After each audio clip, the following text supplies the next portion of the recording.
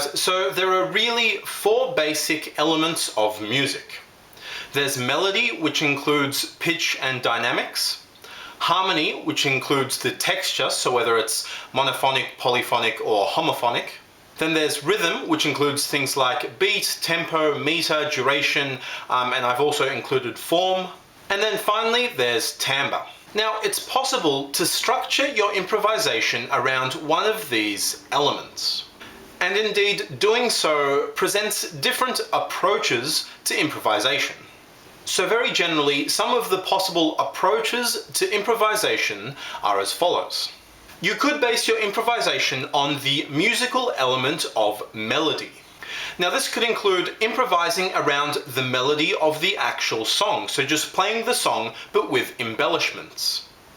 So for example, if we take the jazz standard On the Sunny Side of the Street, your improvisation could just be the melody but with a few embellishments.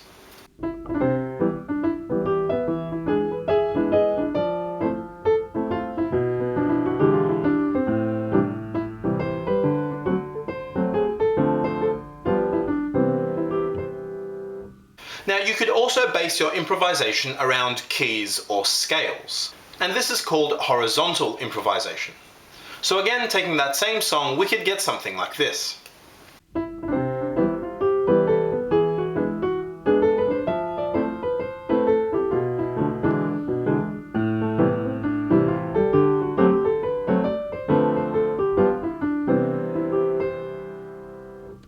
And another way you could structure or approach your improvisation is with something called motivic development. So using this technique, you pick a motif, for example, the first three notes of On the Sunny Side of the Street. And so you take that motif and you play it throughout your improvisation. As you're soloing, you keep referring back to that same motif again and again. But you can then modify or develop your motif. So transpose it to a different set of notes, play it backwards or play it slower or play it faster or that type of stuff. So you develop your motif throughout your improvisation, but you keep referring back to it. So that kind of structures your improvisation melodically.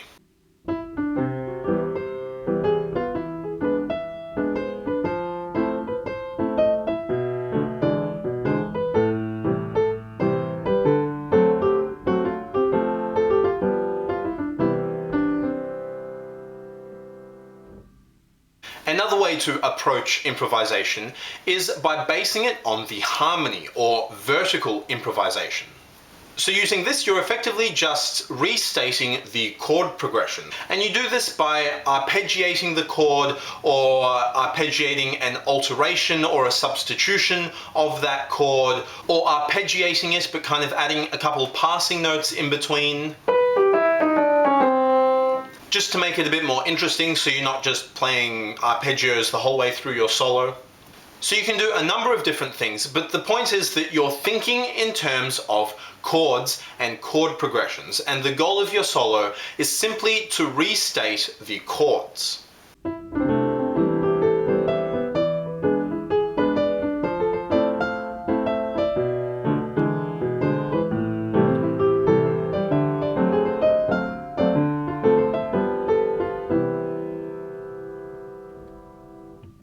And yet another way to approach your improvisation is by basing it on the musical element of rhythm. So your improvisation really adheres to a really specific rhythmic groove. So for example, if you're playing Latin jazz, then you really have to adhere to those Latin type patterns and the clave rhythm.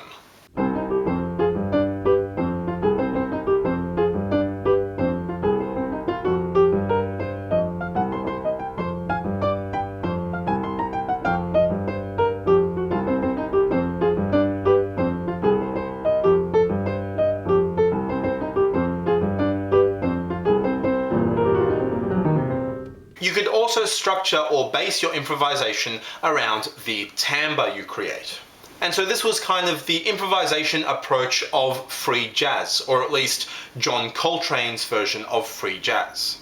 So you'd play your instrument in unconventional or odd ways to change the timbre and to create various new and interesting and different sounds from your instrument.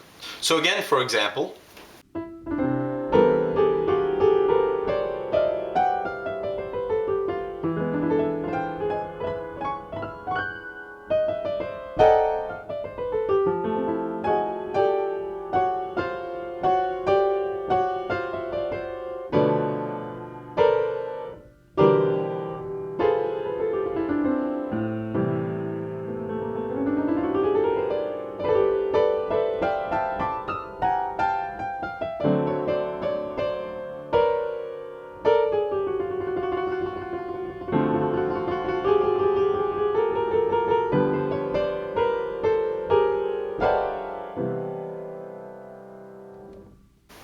and finally, you can also structure your improvisation around some external factor that's unrelated to the musical elements.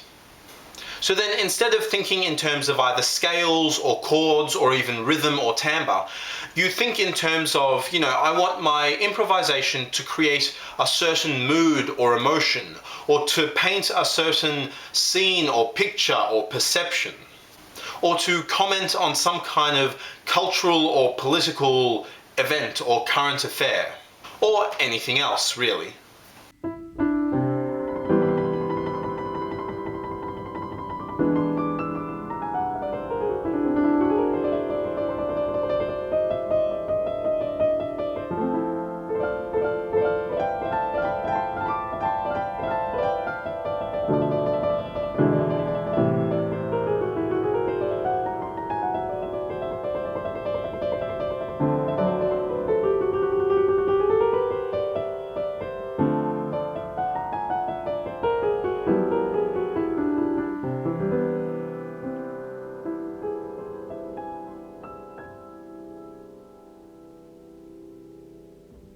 Now, since the beginning of jazz, the preferred approach to improvisation has actually changed and evolved. And indeed, all of these approaches or styles or ways of thinking about improvisation have been used or employed in jazz. When jazz was first created, so we're talking early 1900 New Orleans Dixieland jazz, improvisation was just playing the melody with embellishments. Now, the embellishments gradually became more interesting and adventurous, but they were generally always played with the melody in mind, and with reference back to the original melody of the song.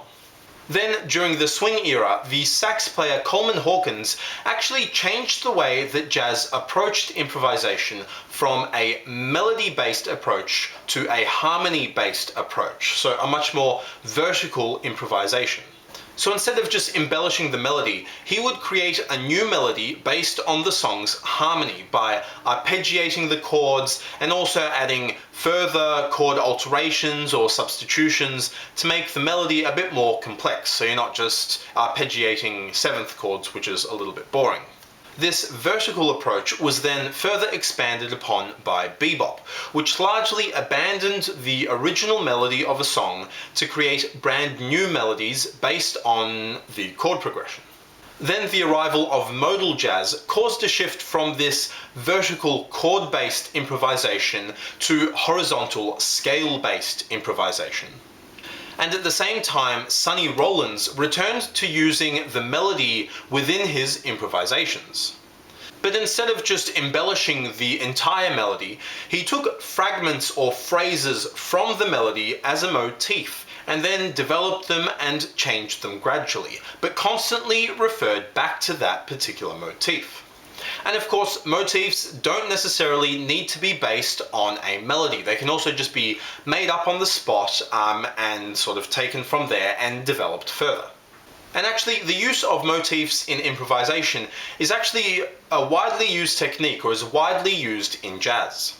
So for example, in John Coltrane's song Acknowledgement on the album A Love Supreme, he plays what's become known as the Love Supreme motif and transposes it so that he plays it in all 12 keys.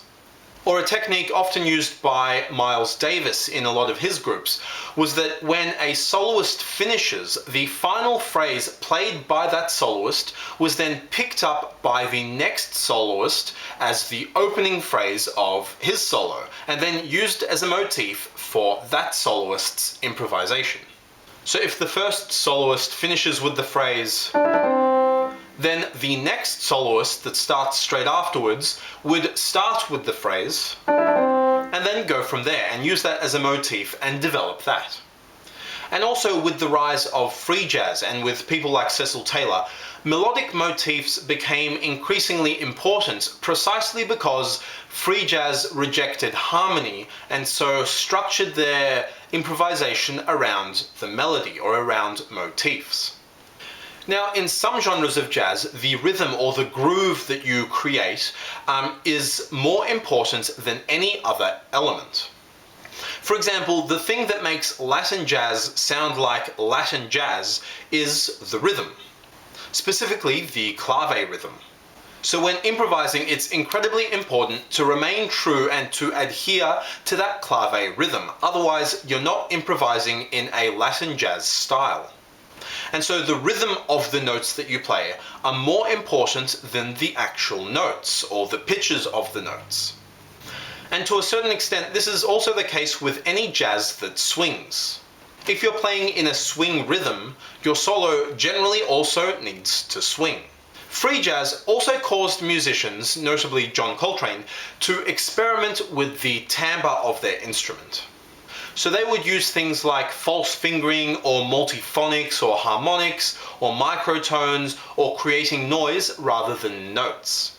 So that timbre becomes more important than any other element of music in some free jazz improvisations.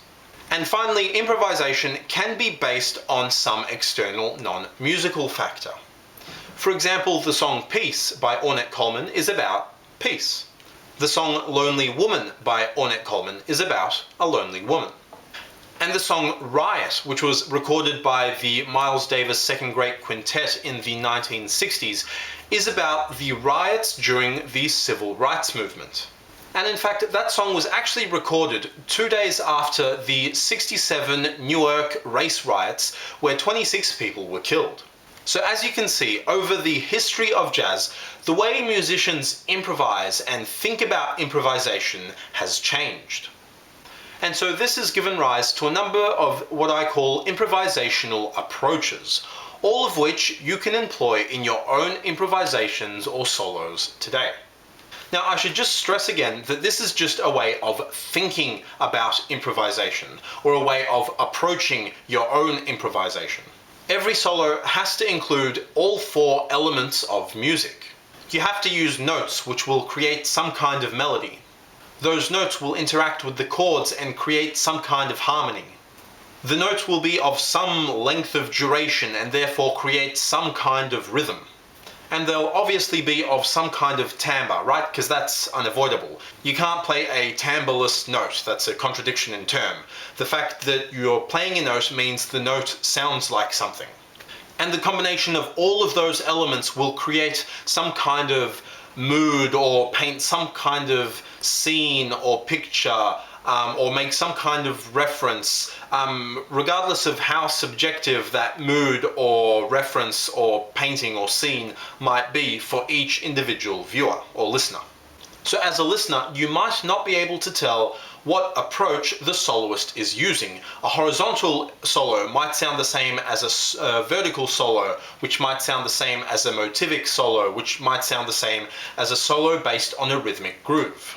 This is purely a way that the soloist approaches or thinks about his or her own improvisation. Cool, so that's it for me. I hope that made some level of sense and wasn't too abstract and fluffy. But as always, thanks for watching, and do feel free to ask any questions if any of that didn't make sense. Cool, thanks guys, see ya.